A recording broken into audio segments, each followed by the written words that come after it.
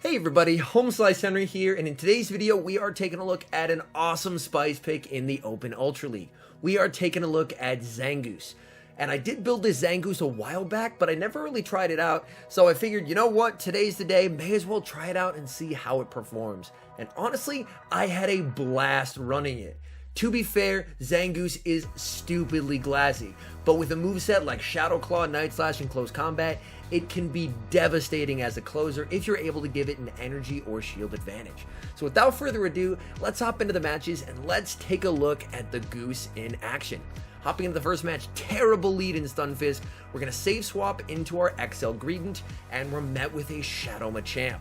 So right off the bat, it looks like we're hard counted on the first two Mons, so things are not looking great for us. But here's where the bulk of XL Greedent is so nice. We're able to tank a cross chop from a Shadow Machamp, get to a second body slam, and actually able to force a shield. That is really nice, and now we'll be able to bring in our Nidoqueen and farm all the way down because even a payback won't be taking us out. And this Nidoqueen is not fully maxed yet. I don't have enough XL candies, but as I do get more XL candies and more Stardust, I will be working to power it all the way up to 2500. And the nice thing here is we're able to get energy advantage and a shield advantage, and now we're able to get health advantage as well. So now we can bring in ZANGOOSE. Now this Stunfisk has a lot of energy. I'm going to shield up, and it's the Earthquake. Huge shield there. I don't want to debuff myself just yet because I am switch locked in here.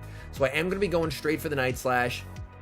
That doesn't KO, of course. Can we farm down? Oh, and they get to the Earthquake. This is not great. We are going to have to shield up. It all depends what's in back. And it looks like it's a Psychic type. So things are looking good for us. It's a Cresselia, and we get the boost. Oh, this is so good. ZANGOOSE is in a prime position to close out this match. Night Slash gets the shield. Now we're going to be able to go for a boosted Night Slash on this Cresselia, doing massive damage, and we get another boost. Oh my goodness, ZANGOOSE going on a rampage. We are glassy, but we're able to tank that Moonblast. Stunfisk comes back in, but two Poison Jabs able to farm down the Stunfisk and get the win. Hopping into the next match, and another terrible lead in Giratina, and this is the Dragon Breath version, which is significantly worse for our back line, as if it's Shadow Claw, both our back Pokemon are going to be double resisting that. We're able to land the Crunch, which is some nice chip damage, and then we'll tank whatever they throw onto the Greedent. And now they bring in a Poison Jab Alolan Muck. I'm going to be very hesitant to shield because A, Greedent is really bulky, and B, if they're running Poison Jab, they're almost assuredly running Acid Spray as well. I'm able to spam out these body slams, and we are able to catch back up on health. Now here I have a tough call to make. I decide to call the Acid Spray, and it's the Acid Spray. That's very nice here. We should still be able to get to a second body slam. Unfortunately, they do decide to throw. I call the Acid Spray again, so we'll be able to get to one more body slam, which should be able to get it into a range where I can hopefully farm it down with Poison Jab, but we can't reach that second one to threaten the shield. Now, the Alolan Muck is able to reach the Dark Pulse. This won't do a whole lot of damage to us, though, and that's totally fine, and we're able to farm down and leave with an Earth Power loaded. I decide to go for the Poison Fang bait. I'm hoping that they decide to shield a potential Earth Power. They call the bait. Very nice play. I'm going to build up to the Earth Power again, but this time, now that they're debuffed, I'm expecting they'll shield. Now we're able to get the shield, which is really nice, and now we're going to bring in ZANGOOSE. We do have to commit a shield, as ZANGOOSE takes so much damage from basically any charge move, and they have an Empoleon in the back. Okay, so we may have a shot here. To be fair, it's a Dragon Breath Giratina, but their backline is very weak to ZANGOOSE. We build up to the two close combats, we're going for the first one, and they call the bait, it connects. And the Giratina comes back in, and we just need to get to the two Night Slashes. First Night Slash gets the shield, get there. No, we just can't get there. In comes the Nidoqueen. And Nidoqueen, even though we baited before, I don't think can get to the Earth Power, and we cannot, unfortunately. Maybe if I threw the Poison Fang as soon as I got it, we could have forced a tie, but unfortunately I committed to the Earth Power, and we weren't able to get there. Hopping to the next match, Gyarados, not a great lead, so I am going to build up to a Poison Fang and switch into Greedent. and they're going to bank a ton of energy, and they're going to catch the body slam onto Drapion. Now, Drapion is not great news for me here because Drapion is exceedingly spammy and in the Ultra League is so bulky. Like, Drapion can tank body slams for days. The nice thing is, we're pretty bulky as well. We are also an XL Pokemon. We can tank the crunch. Importantly, they do not get the defense drop. That's very nice because now we can absorb 2 crunches and get off the back-to-back body slams. Now, the second body slam should be taking them out or forcing a shield, and honestly, either one is okay with me. I am totally fine with either one here, and we're able to force the shield. That's very nice, and they throw. Okay, that's fine. We will let that go. They do have Aqua Tail. That's going to make this Poison Jab down with Nidoqueen difficult. But one really nice thing about Nidoqueen in the Ultra League compared to the Great League is it's a lot tankier. So you can see that Aqua Tail, honestly, Nidoqueen tanked it pretty well, and we can tank a second one, farm down, and leave with close to 100 energy. So we have a huge energy lead and shield advantage, and back comes the Gyarados. So now we're going to be going for the Poison Fang. We throw one more to build up to the 2, and they throw. Very nice job, as they are going to be able to force a shield off me here. But since we have so much energy on Nidoqueen, we should be able to land this, which should get him pretty low, and then take them out with the next one or force the last shield. Either one is totally fine by me. Poison Fang comes through, we simultaneously switch, and it's an Empoleon in the back. And this time it doesn't have shields, so this game is over. All we have to do is build up to a Night Slash and a Close Combat. We use the Close Combat on the Empoleon, and since Zangoose, I believe, has an attack stat around 180, we are going to comfortably be able to win CMP over Gyarados, and we're able to get the win. So that's one nice thing about Zangoose endgame. With its very high attack stat, you do find yourself winning a lot of CMP, so if your opponent saves a move, you can often win CMP over them, which is very nice. Alright, hopping into the next match, and man, another really rough lead, but this is a Shadow Claw version. And the Shadow Claw version, you know what? That's okay, because Zangoose can handle it in the back.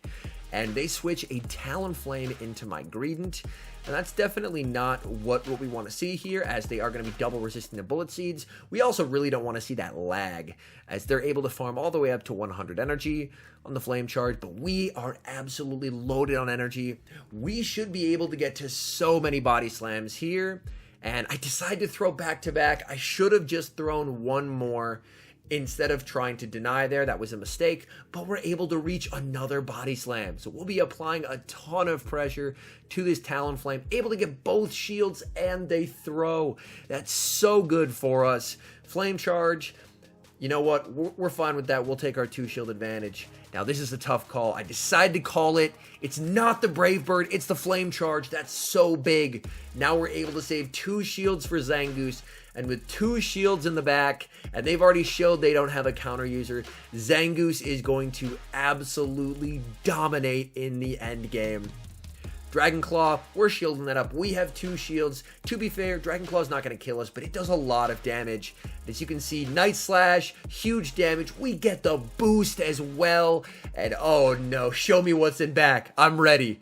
That takes out the Giratina, and it's a Melmetal, and the opponent wants no part of a boosted Zangoose and concedes the match. Alright, hopping into the next match, we have Nidoqueen into Obstagoon. Now, this is a matchup we've all seen from the Great League, and it plays out pretty similarly, because we are both going to get to our charge moves every 5 of our fast moves. So I lose CMP on the first one, so I decide to, instead of throwing my move, play for the extra. And we are able to get the extra, which is really nice. And now I should be able to overfarm here, and we're going to be going for the Earth Power, which will KO if they don't shield it, and they let it go. That's really nice. Now it depends what they have in the back. They have a Talonflame in the back, and this is not great for me. I'm going to be going for the Poison Fang, and now we're going to switch into Greedent just to check if they have a counter user in the back. We'll have to eat this Brave Bird, but Greedent is exceedingly bulky. We're able to tank that, no problem. Okay, in comes a Venusaur, and things are honestly looking a little rough, as Greedent does not do well against Venusaur. Again, the Bullet Seeds are double resisted, and we're at pretty low health, so we're going to have to trust in the Goose. We're just going to farm up a bunch. We try and go for the extra Shadow Claw, but we're not able to get it. That's really unfortunate. And we're going to overfarm a bunch here and go for the Night Slash. Again, we're fishing for the boost, but this will do some solid chip damage as well. And now we're actually able to get the extra. That's so nice. So we're able to get a shield from them, and we get the extra Shadow Claw. So we're going to be able to absolutely overload on energy here. We know they have a Talonflame in the back. We're going to need all the energy we can get to take it out. Back in comes the Talonflame, and as you can see, we're over 2 Night Slashes. So we should be able to apply a lot of pressure to this Talonflame here. I try and catch, we fail the catch, but we're able to get to a move. Nidoqueen, despite not being fully maxed to 2500, holds on, gets to a move, and we have a Night Slash loaded. Zangoose winning CMP over Talonflame. We're able to take them out and get the win. I was pretty sure they were at the move. I switched. They recognized I was going for the switch, but we're still able to clutch it out. Zangoose wins a lot of CMP ties. Hopping into the next match, a Mandibuzz lead.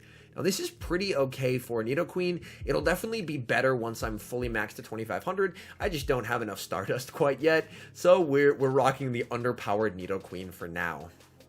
Here, of course, we're just going straight Poison Fang. They'll be going straight Foul Play. And I do overfarm, which is a bit of a questionable play. I mean, my fast move timing there was fairly decent. But the downside, of course, being is I was not debuffing them as soon as I potentially could have. I'm going to be going for the third debuff. Switch into Greedent. Yes, offset CMP.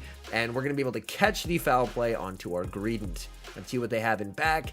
They have a Galarian Stunfisk. So this could be a very difficult game, as Greedent doesn't have a great Stunfisk matchup. Like, it's an okay Stunfisk matchup, but Greedent is very bulky but doesn't hit particularly hard, whereas these Earthquakes from the Stunfisk will be hitting rather hard. Earthquake comes through. That does a solid chunk of our health. We're just trying to get to that crunch. We're not quite able to get there. They're going to be going for that Rock Slide. Rock Slide does not take us out, so we're able to get to the crunch. That's very nice. That is some very valuable chip damage, and we're able to get them low. We don't really want to bring in the Nidoqueen here. We're energy dry, so you know what? Let's trust in the Goose. We're able to get the extra Shadow Claw through, which is very, very nice. We're going to shield up. It's the Rock Slide. We're going to farm up 3 over, and they catch onto the Mandibuzz. A very nice play. Now, this will not KO, so I'm going to bring back in the Nidoqueen, snipe it down, and my guess is we'll probably see the Stunfisk come back in. I can't afford to shield this, so I have to let this go, and they bait me. That's so nice. Now we're going to be going for the Poison Fang, not expecting them to shield, but they do. That's huge for me, and they throw again. So we're able to save the shield, we're able to get one of their shields, and now we'll bring in the Zangoose, Shadow Claw down, and what do they have in the back? And they have a Cresselia in the back, so this is perfect for our Zangoose.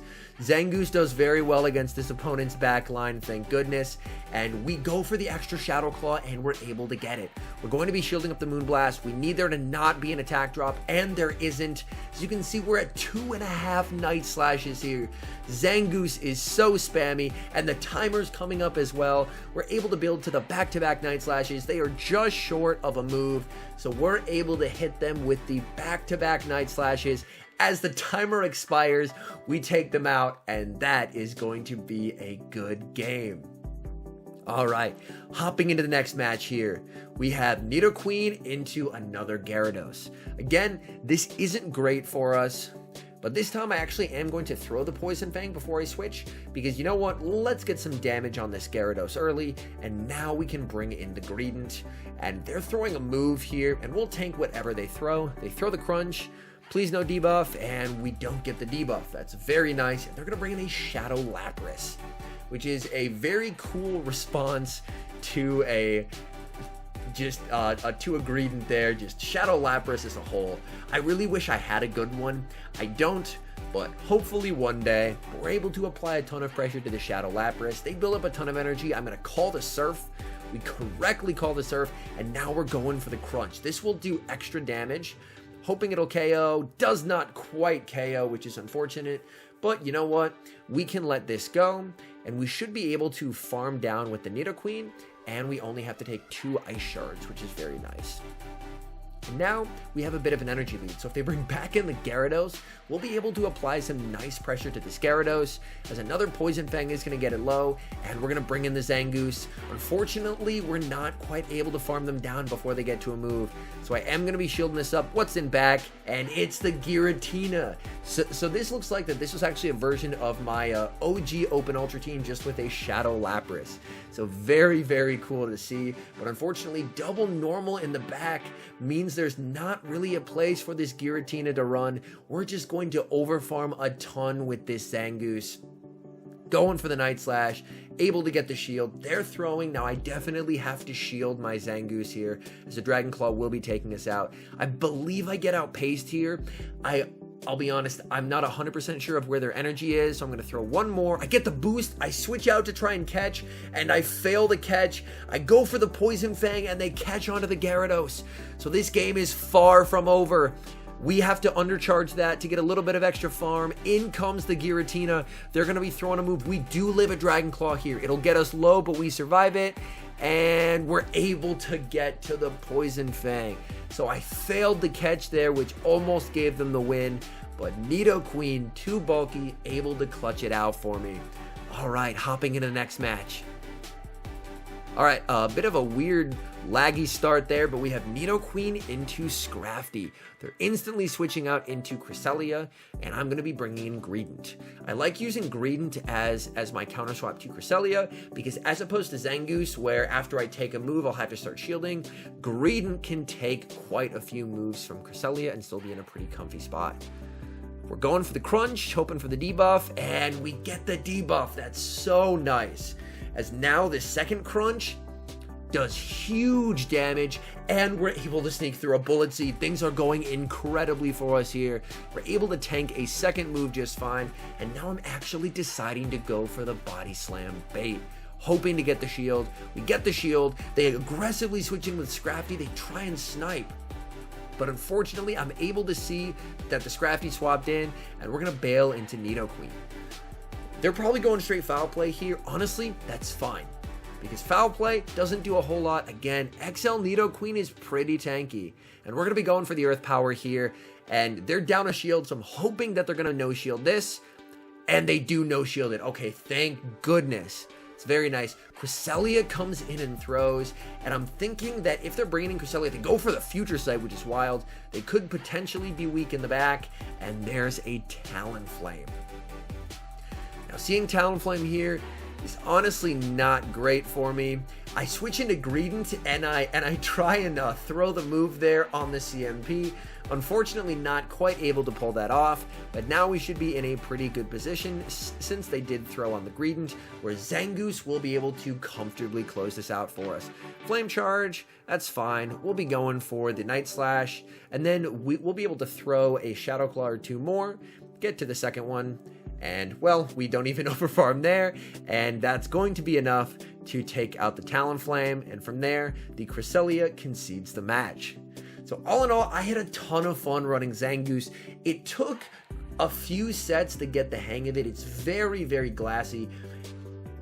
This is not a Pokemon I would recommend running if you're looking to make like a big push, grinding the ranks, pushing towards Legend. But if you're looking to have some fun with it, Zangoose is an absolute blast.